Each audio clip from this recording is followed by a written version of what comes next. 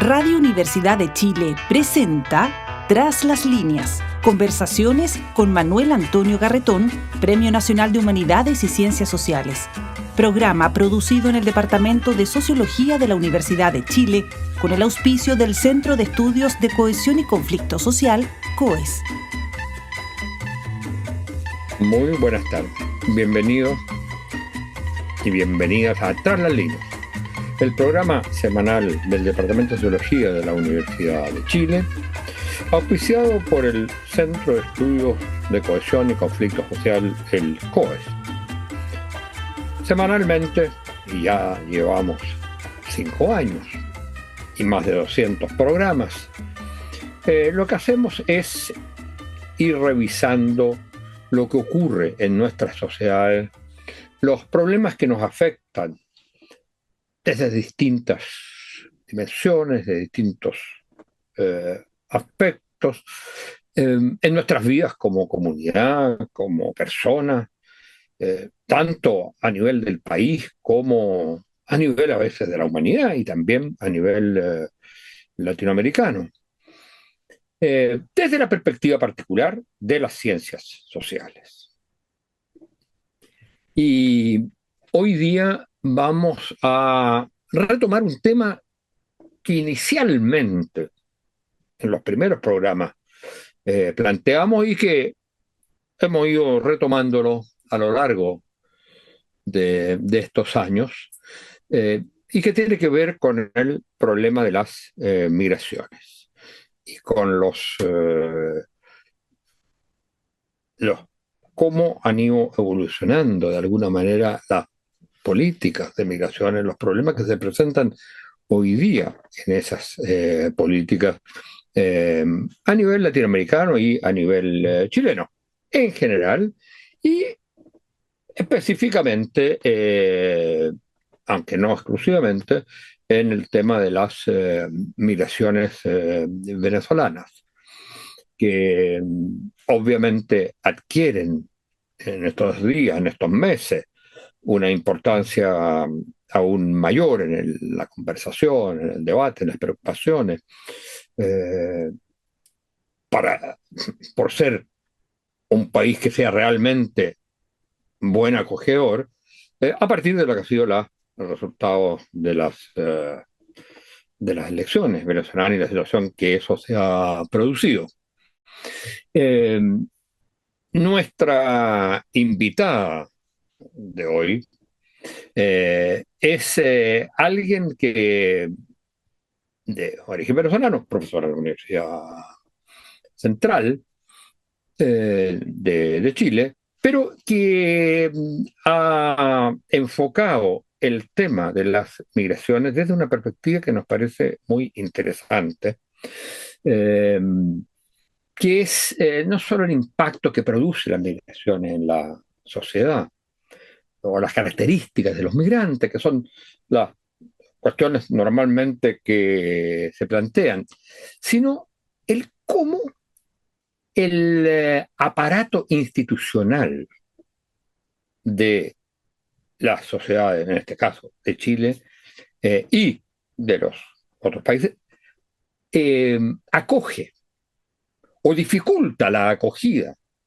de los migrantes, dándole especial importancia a lo que es la relación de las migraciones con los territorios, y que precisamente con los aparatos de gobierno local y las dificultades que hay de articulación entre las políticas locales que reciben, en cuyos territorios se recibe a los migrantes, y la articulación de políticas nacionales. Lo que hace pensar, y eso lo veremos en una conversación, que aún no se elabora una consistente política nacional desde el punto de vista normativo, muchas veces tampoco desde el punto de vista de las visiones que hay que transmitir respecto de lo que son las migraciones y lo que es el aparato territorial. Entonces, ¿en qué está hoy día eso?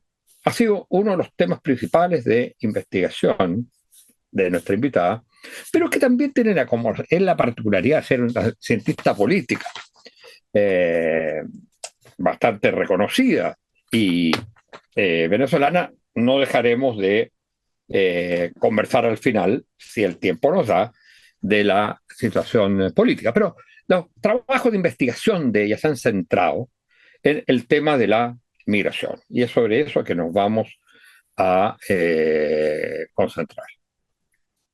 Muchas gracias por estar con nosotros hoy día. Se trata de Neida Colmenares, que es doctora en Gobierno y Administración Pública por la Universidad Complutense de Madrid, es máster en Políticas Públicas por el Instituto de Investigación Ortega y Gasset, magíster en Políticas Sociales y Gestión Local por la Universidad de Arte y Ciencias Sociales y cientista política de la Universidad de Venezuela.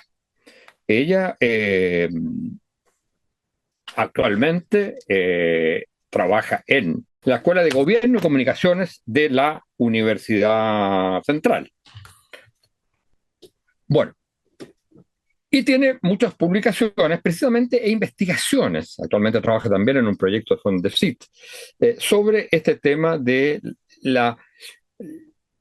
el aparato institucional y también la visión que tiene la sociedad y los funcionarios públicos que están a cargo de la recepción y de aplicar una de migrantes y de aplicar una política al respecto que tienen de los migrantes. Entonces, es un conjunto de investigaciones que aportan muchos antecedentes nuevos y que muestran además los problemas principales que se enfrentan en esta situación y que está enfrentando el Estado. Y sobre todo aquellos aspectos, llamémosle, descentralizados del Estado, que son los municipios. Bueno, muchas gracias por estar con nosotros, Neida. Y partamos por lo siguiente. En un estudio realizado en la época de pandemia y pospandemia, o a partir de la pandemia, se analizaba precisamente los problemas que enfrentaba el aparato institucional, por un lado, o sea, en su aspecto normativo, pero también en su aspecto de gestión a nivel de los encargados locales, fundamentalmente en los municipios, los problemas que se enfrentaba respecto de la política migratoria. Hoy día, respecto de esta perspectiva, ¿cuáles serían, a tu juicio, los principales problemas que se enfrentan? ¿Sigue habiendo una desarticulación entre los organismos centrales y los organismos locales? ¿Hay un aparato normativo que hoy día, digamos, esté funcionando bien al respecto? Y finalmente, la perspectiva de la visión que tienen los encargados de aplicar las políticas migratorias ha cambiado o sigue siendo, digamos, una visión relativamente crítica o negativa respecto del mundo migrante? Ya, bueno, bueno, saludarte y a las personas también que nos van a ver, nos van a escuchar, también agradecer que, bueno, se conecten al espacio. Mira, hay varias cosas, o sea, para responder tu pregunta que me gustaría como señalar a modo también como introducción para llegar a la respuesta de lo que plantea. Lo primero es que efectivamente, cuando hablamos, no sé, de estudios migratorios, hay distintas perspectivas y también hay teorías que han acompañado a los estudios de la movilidad humana históricamente. Como tú señalabas, en mi caso como cientista política y también siempre me ha interesado mucho el tema de la actuación del Estado, de las políticas públicas. Lo que he hecho es aproximarme a esos estudios, particularmente profundizando en esta idea de cuál es el rol del Estado y a partir también de probar algunas hipótesis que tienen algunos estudios previos, en los que yo te diría que no es donde esté la mayor literatura de los estudios migratorios. La mayor literatura sobre la movilidad humana está en las teorías clásicas o no clásicas, como la conocemos, que es el enfoque económico, esta idea, ¿no es cierto?, del mercado y que el mercado genera factores de atracción y expulsión en los países y las personas nos movemos o se mueven, toman decisiones, a veces pensamos que racionales, en función como de maximizar sus capacidades de ingresos económicos. Y otra literatura dominante también ha sido como la indagación por estos fenómenos desde la demografía, ¿no es cierto? ¿Cómo impacta estos fenómenos desde el punto de vista sociodemográfico? Por supuesto que esos ejes son fundamentales, ¿no? Siguen siendo fundamentales los estudios de la movilidad humana, pero ha estado más descuidado esta pregunta: ¿qué pasa con los estados?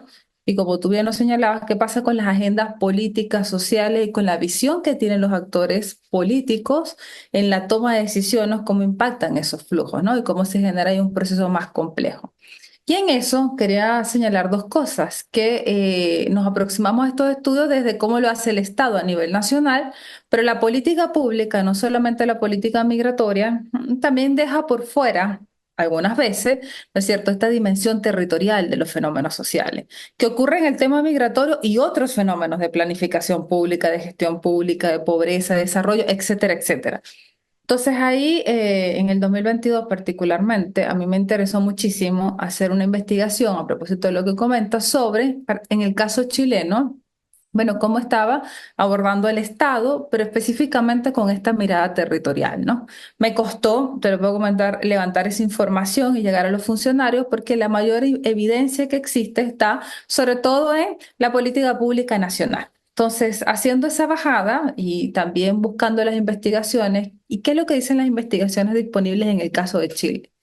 Que efectivamente la política migratoria, los procesos de integración tienen un rol, o sea, tiene un rol determinante al Estado en producir, o esto que llamamos como ciudadanía precaria, por ejemplo, a partir de esta condición de ser migrante, y además que el modelo de integración de esa política migratoria tiene o no tiene enfoque de género, tiene o no tiene enfoque de derecho, es securitista o no es securitista, es muy determinante en las condiciones que generan los estados para ese proceso de integración de la comunidad migrante y por lo tanto tiene un rol fundamental en esto. A mí por lo menos me gusta hablar directamente de generar un estatus legal y político precario o no en relación al acceso a los derechos.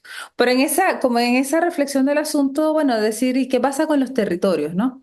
¿Qué pasa con los, y cuando hablo de territorio, estamos hablando de los gobiernos subnacionales, específicamente de las municipalidades, que es donde se experimenta la cotidianidad de la vida y que es la institución local en la relación directa de los ciudadanos y las ciudadanas, sean migrantes o no, con el Estado, ¿no? En decir, Pero respecto de eso, no hay, digamos, hay el nivel del Estado y hay el nivel de los territorios, municipalidades, las comunas, ¿eh? O también hay una cierta intermediación, podríamos decir, de políticas regionales, o eso es absolutamente ausente. no, el nivel subnacional es muy importante. Ahora, lo que ha venido ocurriendo a Chile históricamente es que ese nivel subnacional, si bien tiene el hito, ¿no es cierto?, que se genera con la nueva ley que permitió la elección de los gobernadores y gobernadoras y por lo tanto le da más visibilidad y además esta elección directa de centralización política que permite mostrar un poco más y darle un rol protagónico a los gobiernos subnacionales, todavía es un espacio que a mi juicio se encuentra en construcción. O sea, de hecho, cuando uno piensa en el gobierno subnacional, es un ente súper importante a partir de este hito que acabo de señalar, pero siguen siendo los municipios, las municipalidades, en la cara directa del Estado, en la institución directa donde los ciudadanos y ciudadanas nos relacionamos directamente con eso que entendemos, institucionalidad pública, ¿no? Claro, pero Pero además, en términos estrictos, hay acción municipal, política nacional y no hay política propiamente tal regional o lo que tú te llamas subnacional. Claro, ahí nos meteríamos en otro terreno también muy interesante, pero lo que pudiese decir que en teoría, claro, está el nivel nacional, en teoría no existe el nivel subnacional, ¿no es cierto? Y luego está el nivel municipal. Lo que espera la política pública es que haya una coordinación horizontal y vertical que implique la conversación de los tres niveles. Y eso opera en el ámbito migratorio y en cualesquiera de las políticas públicas que estemos hablando. En este caso, nos enfocamos más en este estudio en el nivel municipal, también por ciertas características que tienen los flujos migratorios que han llegado a Chile en los últimos 5 o 6 años. O sea, Chile no solamente aumenta el flujo migratorio, la cantidad de personas migrantes en un corto plazo, sino que también se produce una alta concentración territorial de esos flujos, ¿no? Entonces, es decir, bueno, no dice, tenemos 1.736.000. Yo aquí, Manuel, quiero hacer una observación, porque estamos manejando dos datos en Chile, ¿eh? El dato INE, que también lo publica el Servicio Nacional de Migraciones, que es de 1.600.000 migrantes, personas migrantes, al 2022, y está otro dato que publicó el Ministerio de Desarrollo Social con la encuesta CACEN, que habla de 1.736.000 personas migrantes. Por eso es que cuando escuchamos a los actores, a propósito de lo que pasó con Venezuela, ellos dicen, hablemos de 700.000 venezolanos, por ejemplo, ¿no? Hacen como un redondeo en la cifra, porque en el dato INE hay 532.000 personas venezolanas y además hay un dato del CERMIT que es 182.000 personas empadronadas, donde casi el 100% es venezolano. Yo particularmente sugiero, y así lo trabajo directamente con el dato de la CACEN, que habla de 1.736.000 personas migrantes, que es el famoso 8,8% sobre el total de la población nacional y que además es este porcentaje que muestra que el 49% son venezolanos y el 51% son mujeres. En mi opinión, creo que esa cifra Habría es que más agregarle, real. habría que agregarle el otro dato que tú señalabas en uno de tus estudios, Ujú. y es la importancia, es decir, la magnitud que tiene la proporción de migración en estado de pobreza Claro, respecto a la pobreza a nivel nacional, claro, digamos, que en este caso, de los no extranjeros, por decirlo así. claro, donde esta misma CACEN muestra que el 30% de la población migrante, ¿no es cierto?, se encuentra en situación de pobreza. Pero además, esta observación la hago en el sentido de que por eso voy a hablar de estos números, ¿no?, del 8,8%, etcétera. Pero además en Chile podemos observar que el 77% de la población migrante vive en apenas 4 comunas y más del 70% vive en 42 comunas. ¿Ah? Aquí también hay como otra nota metodológica para las personas que nos están escuchando. Nosotros tenemos información hasta el día de hoy, que estamos haciendo esta entrevista, solamente de la población migrante comunal en 42 comunas que tienen más de 10.000 personas extranjeras habitando en ese territorio. No tenemos el total de la población comunal en las 346 comunas. Solo en 42. Sin embargo, el dato de las 42 comunas es muy útil porque esas 42 comunas concentran el 72% del total de la población migrante. Entonces, lo que observamos en Chile es que la mayoría, más del 50% de ese 1,7 millones llega en los últimos 5 o 6 años y de hecho un volumen alto durante la pandemia, cuando teníamos restricciones de la movilidad. Entonces uno dice, bueno, frontera cerrada, no solamente aquí, sino en otros países, y por lo tanto ya hay una movilidad de desplazamiento forzado, pero hay una movilidad realmente complicada. Si uno hace el ejercicio de pensar cuando estábamos en pandemia, nosotros no nos movíamos, estábamos en nuestras casas, no podíamos viajar, los vuelos estaban parados, habían restricciones sanitarias. Entonces imaginémonos cómo pudo haber sido esa movilidad que la mayoría de las personas ingresaron durante ese periodo. Entonces ya el contexto nos da cuenta de un contexto súper adverso, un contexto de crisis sanitaria, un contexto de crisis institucional. Pero además en Chile se produce este fenómeno que a mí siempre me ha interesado, me interesa mucho. Además, bueno, yo soy de Venezuela, tengo 20 años en Chile, pero vengo de región. Entonces, de mi formación de pregrado siempre me ha interesado el tema del desarrollo territorial. Entonces, además, ¿cómo se distribuyen estos flujos? Con una alta concentración territorial. Entonces, no es lo mismo cuando nosotros hablamos del fenómeno migratorio y lo tenemos de alguna manera en la construcción social, en la conversación pública, es muy homogéneo, ¿no? Respecto a la experiencia que tiene la región metropolitana y la zona norte, a cómo lo vive o cómo lo experimentan las personas de la zona sur. Y la realidad es que las experiencias territoriales, primero ese territorio no es inocuo en relación a cuáles son sus condiciones, ¿no es cierto?, para acoger o para generar integración de las personas migrantes, y lo otro es que efectivamente eso genera pues una característica de la cual la política pública tiene que hacerse cargo.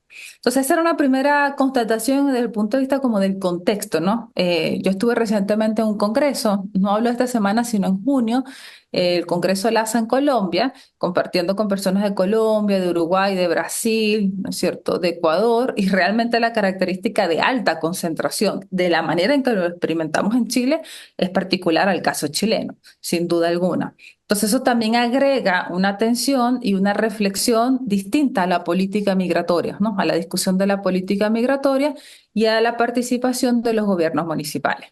Y por otro lado, en la investigación, bueno, los actores, los funcionarios públicos, y eso no opera solamente en el tema migratorio. Quienes investigamos política pública, sea su pobreza, género, etcétera, sabemos que el rol del funcionario y de la funcionaria es muy importante. O sea, el nivel de información que tiene el funcionario o la funcionaria a la hora de relacionarse con los ciudadanos y las ciudadanas, la subjetividad, ¿no es cierto?, del funcionario y la funcionaria al abordar fenómenos complejos es muy importante en la actuación del Estado. Entonces, bueno, la evidencia constataba que ese funcionario municipal, ¿cierto?, que tenía que abordar esta demanda de la población migrante en los territorios subnacionales, también es clave en favorecer o no el acceso a los derechos.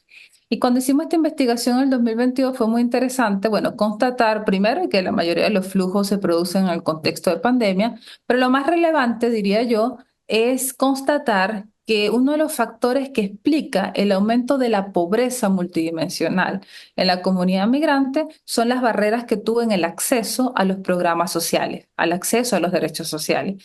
Y eso es importante porque también sabemos hoy en el periodo post-pandemia, a distintas, ya algunas publicaciones, por ejemplo, de la CEPAL lo han constatado que uno de los elementos que contuvo las estadísticas, o por lo menos el aumento de la precarización en la vida de las personas en el contexto de la pandemia, fue la inversión social. Fueron los programas sociales en ese contexto, ¿no? En las personas. O sea, en la Perdón, medida en que la... pero ese es un punto clave. O sea, una cosa es que en esa época hubo preocupación especial del Estado por la gente por razones obvias. Y también, me imagino, para el caso de los migrantes. Pero el, lo que se ha producido en la población migrante, tomada en conjunto, no es solo que haya aumentado la cantidad de personas de origen pobre, se ha producido también un problema de pauperización de la población migrante. Sí, o sea, de hecho sí, en el contexto de la pandemia en general, en la sociedad, las personas, digamos, No, pero grupos... en el tiempo posterior. Claro, en general, pero la población migrante también ha sido reconocida por distintos organismos y los estudios y las investigaciones disponibles como parte de los grupos de mayor riesgo y los grupos de mayor afectación. Y fíjate que lo que tú señalas, Manuel, también me parece importante señalar que nosotros hablamos genéricamente de migración y está bien, digamos, para poder comunicarnos en la conversación pública. Pero un elemento que es importante distinguir en Chile es que una parte significativa del total de las personas migrantes, sobre todo de la comunidad venezolana, que ingresó y que representa el 50% del total de la población migrante y casi, no sé, el 80% de los flujos que han ingresado en los últimos 5 años, uno la debería caracterizar técnicamente hablando como personas en condición de refugiadas, es decir, de movilidad forzada, ¿no? Que es distinto, porque el ser migrante no significa per se que uno esté en una situación de vulnerabilidad. Yo soy migrante, en este momento no estoy en una situación de vulnerabilidad. Hay ciertas comunas en la región metropolitana que tienen alta concentración de migrantes y no figuran dentro de las comunas donde se un debate. Las Condes, por ejemplo, ¿no?, que tiene más de 10% de población migrante. Y nadie está hablando de que en Las Condes hay un problema territorial o de seguridad por el tema de la población migrante como habitante de ese territorio. Entonces nos ha costado también en la conversación pública poder, sobre todo los actores políticos, caracterizar adecuadamente el flujo que hemos recibido. Y ese flujo evidentemente son migrantes que aluden a una experiencia, ¿no?, que significa migrar de ciudadanía, de acceso a derechos. Pero también hay que reconocer que son personas en movilidad forzada, porque eso también hace que el Estado, sea nacional o sea a nivel subnacional, tenga que conectar con los instrumentos de política pública y las recomendaciones internacionales en materia de protección humanitaria. Entonces, es otra dimensión en la discusión de la agenda social y política y en los actores. Te voy a poner un ejemplo concreto. Hace un año atrás recuerdo que ha habido muchos proyectos que han ingresado al Parlamento de Chile, de todos los actores. Parlamento, o sea, la ley que se aprueba en Chile en febrero del 2022, la nueva ley de migraciones, ha tenido N proyectos que se han ingresado al Parlamento solicitando modificaciones estructurales en una ley que ni siquiera tiene 3 años. Entonces, a lo menos mi conclusión es que no hay un acuerdo político institucional respecto a la política migratoria por ese escenario, ¿no? Pero una A de ver, esas leyes era, no hay un acuerdo político o también la ley en misma que se promulgó tiene vacíos, tiene defectos, tiene problemas de implementación. Por ejemplo, entre otras cosas, la dificultad de articulación de una política nacional con la política de los territorios. yo creo que la ley migratoria, o sea, la 21.325 que se aprueba en febrero del 2022 y que luego deriva en junio en uno de los artículos de la ley de la nueva política nacional migratoria, evidentemente, como tú señalas, Manuel, en una fase de implementación, evidentemente tiene que tener ajustes, digamos, sobre todo en un tema tan complejo. Pero los proyectos que se han ingresado y el propio foco de la ejecución de la política nacional migratoria, que es la implementación de la ley en sí misma, a mí me parece que da cuenta de que no hay un acuerdo político. Por ejemplo, y siguiendo la línea de lo que estaba planteando, hubo un proyecto que se ingresa al Parlamento el año pasado y algunos parlamentarios señalaban que lo que ellos querían es que no se aprobara en la Ley de Presupuesto 2023, ejecución 2024, recursos públicos, por ejemplo, para regularización que beneficiara, entre comillas, ¿no es cierto?, a los ingresos, otra vez entre comillas, ilegales. Pero ese planteamiento supone, ¿no es cierto?, que al final no se aprueba, pero ese planteamiento en los actores políticos supone decirle a Chile que no cumpla con sus responsabilidades en materia de protección. ¿Sí? Así es. Porque si ¿Y van una a volver? ¿Y persona... tú crees que van a volver este año? ¿Tú crees que van a volver este año con la misma... Mira, este año hemos visto, y seguramente al final de nuestra conversación hablaremos de eso, hemos visto proyectos, yo diría, digo el 28 de julio, porque bueno, creo que el tema político de Venezuela, la crisis del fraude electoral, ha permeado de forma importante la política local en Chile, y eso sumémosle al contexto electoral municipal, que ha matizado un poco el discurso de los actores, no lo ha cambiado, pero ha matizado de forma importante hacia dónde estaban direccionando el discurso público de la migración venezolana y por lo tanto ha matizado un poco el tema, no digo que haya girado, haya cambiado, pero hasta antes del 28 de julio lo que nosotros veíamos en el Parlamento eran unos proyectos, ¿no es cierto?, que atentaban contra la definición de protección internacional, que eran antagónicos entre actores del mismo partido y que además suponían modificaciones estructurales. Te doy un segundo ejemplo.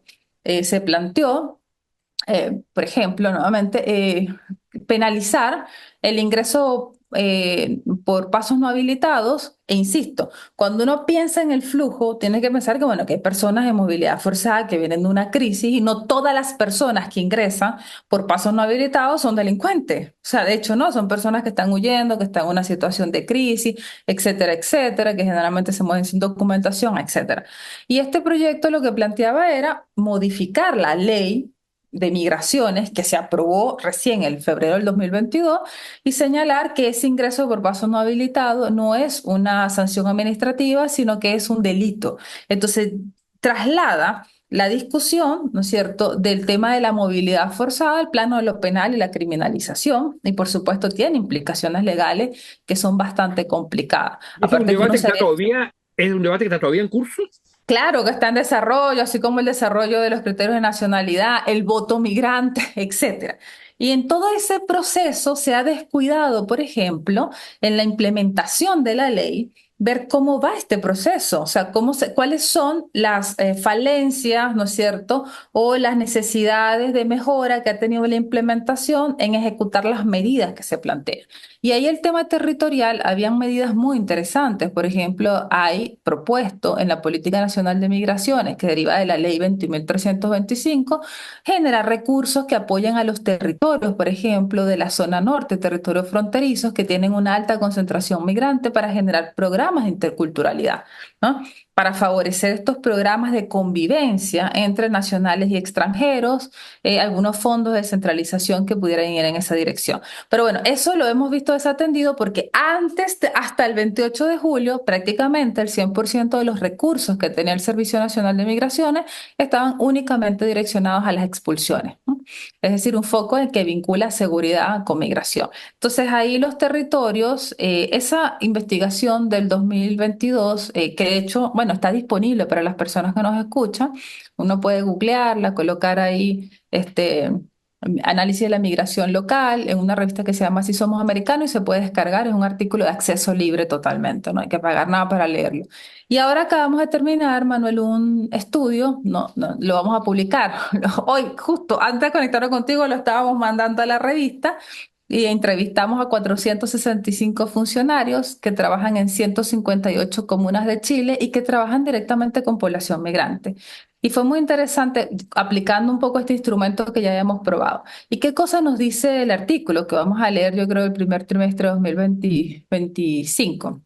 Uno, que se mantienen los bajos niveles de coordinación, es decir, los municipios están haciendo muchísimas cosas, pero lo que están haciendo las municipalidades depende de las municipalidades, en términos presupuestarios y en términos de decisiones institucionales. No son acciones que estén conectadas con la política nacional migratoria.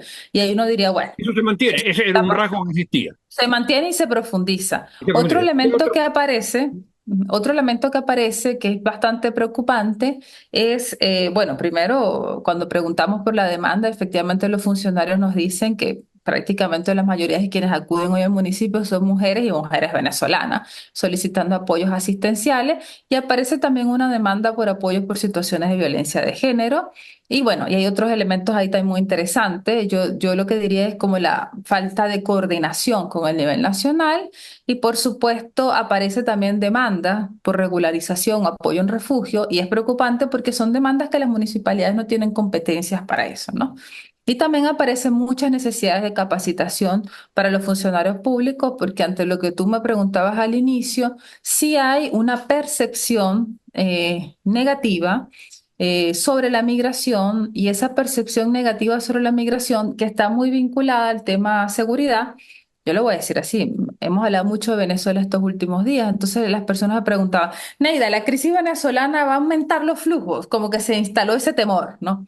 Y uno diría, bueno, si uno ve la evidencia y lo proyecta, lo más probable es que sí, ¿no? Va a aumentar un flujo, no podemos decir cuántas personas, pero él decía, pero tengamos un momento como de ver el análisis un poco más reposadamente, porque el más migrantes no significa necesariamente más delincuente, o sea, no es una ecuación que opere así. Evidentemente hay un tema de seguridad, de crimen organizado, etcétera, que se ha aprovechado de esta crisis, donde los estados requieren inteligencia en ese sentido, pero no necesariamente significa que una cosa conlleva a la otra, ¿no? De la forma en que se ha planteado.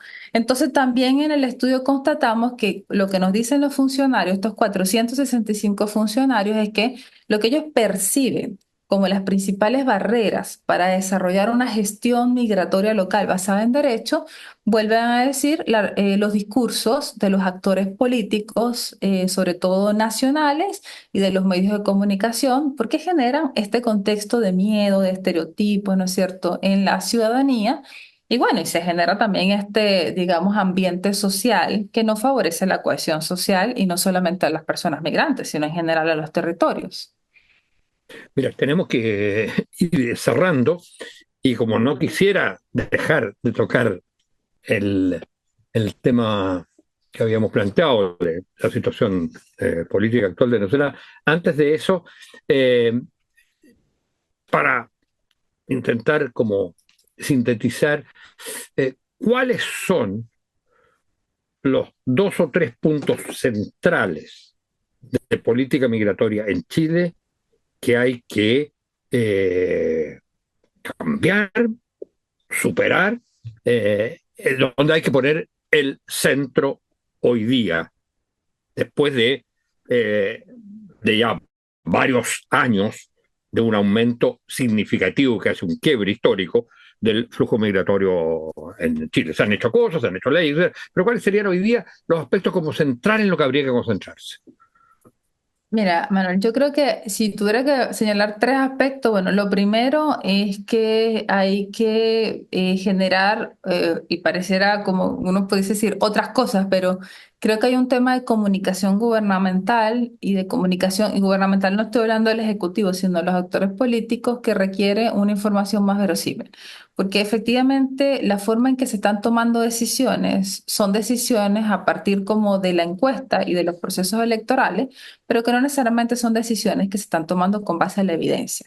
Yo creo que este enfoque securitista que vemos en este momento en la política migratoria en Chile y que creíamos superado, porque la nueva ley que se aprueba en febrero del 2022 y que tuvo 8 años, un proceso de 8 años de tramitación y de discusión, vino a renovar un marco jurídico e institucional de casi 50 años de carácter securitista. Entonces tenemos una política nacional que habla de enfoque de género, enfoque intercultural, que habla de enfoque de derecho, pero estamos teniendo una dinámica política dentro de los actores que no permite que se implemente la ley en esos términos. Yo creo que ahí hay un tema que resolver y ahí para las personas que nos invitan también hay algunos estudios disponibles. Yo les recomendaría, hay un estudio liderado por la doctora Nayib Cibrián, que es un texto que se llama Estrategias de desinformación sobre la migración en Chile, es de acceso libre, donde hay una investigación bien interesante respecto a este tema. Un segundo elemento creo que tiene que ver con la coordinación multinivel y el trabajar de forma más articulada con los territorios. O sea, la discusión de la migración no puede seguir siendo una discusión homogénea totalmente.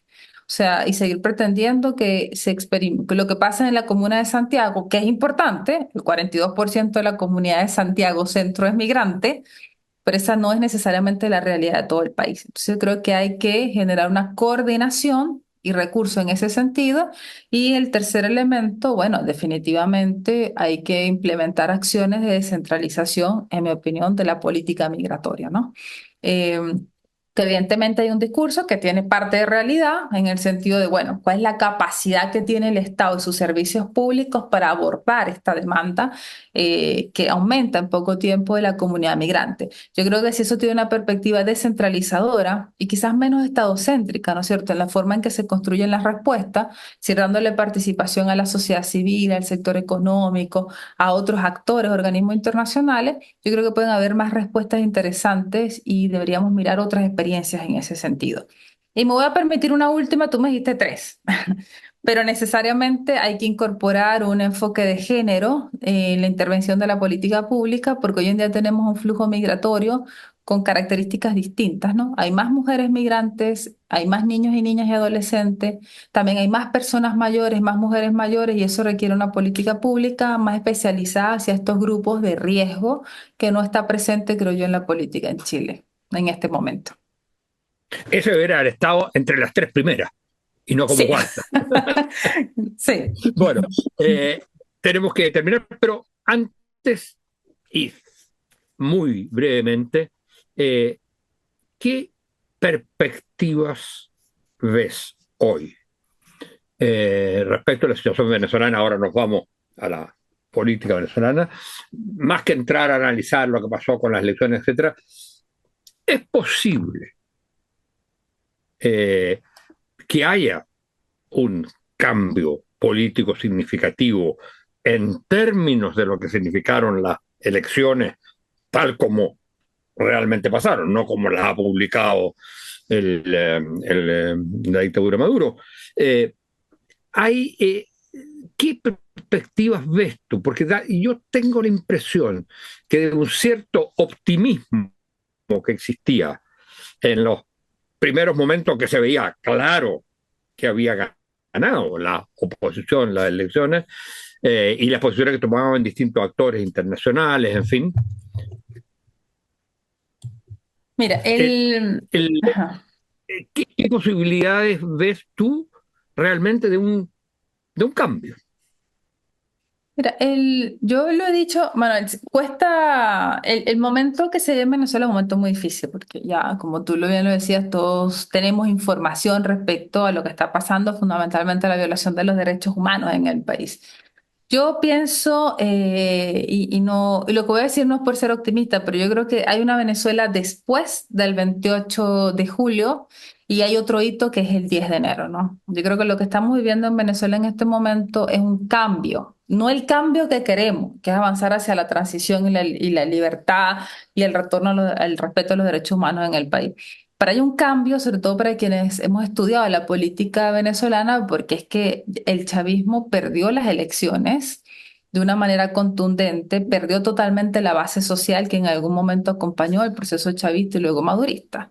Entonces, Es un punto central, yo creo. Es el punto para mí es central. un punto central porque si bien es cierto que no fueron unas elecciones justas y los análisis que se han conocido, nosotros hoy en día podemos afirmar que formalmente el fraude representó el 70-30. Si hubiese votado la diáspora, que hoy se ha convertido en un actor político en los países donde hay una presencia importante de la diáspora, Chile incluido, España incluido, que es un aspecto político que también tensiona, ¿no es cierto?, contestabilidad y presiona la política local, estaríamos hablando de un 80-10, un 85-15, que en la ciencia política sabemos que es devastador para cualquier proceso electoral.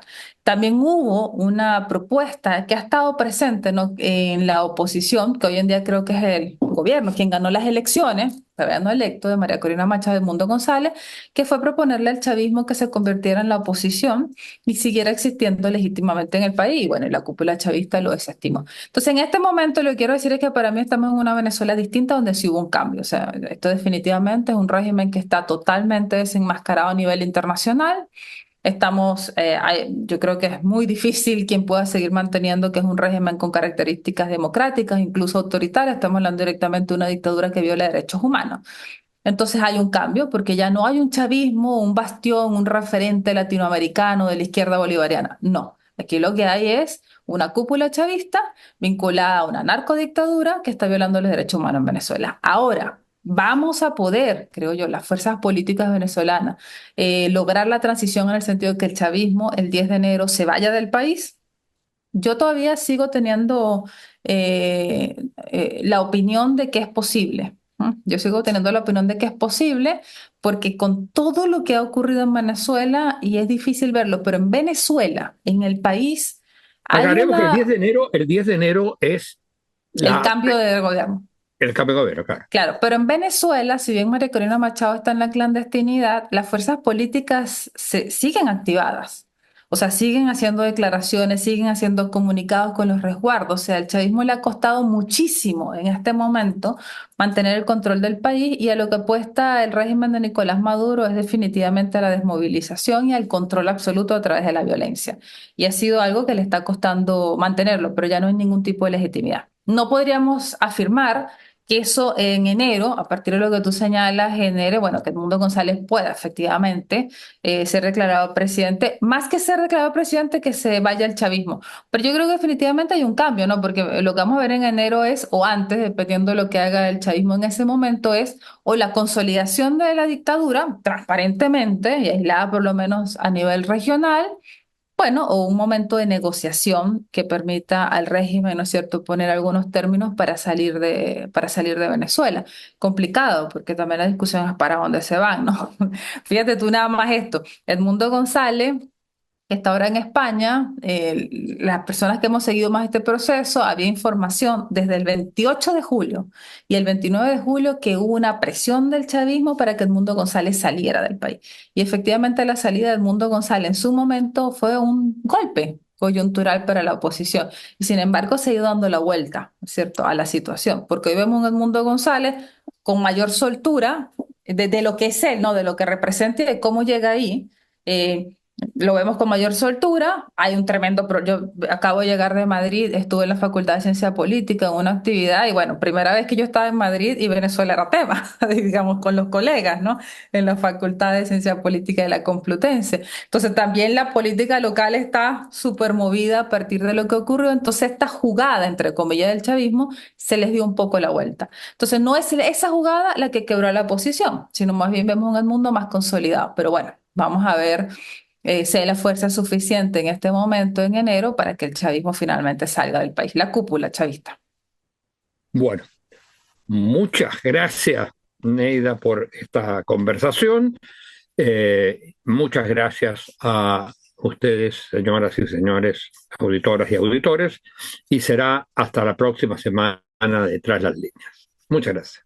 Muchas gracias. Muchas gracias por la invitación. Radio Universidad de Chile presentó Tras las líneas, conversaciones con Manuel Antonio Garretón, Premio Nacional de Humanidades y Ciencias Sociales.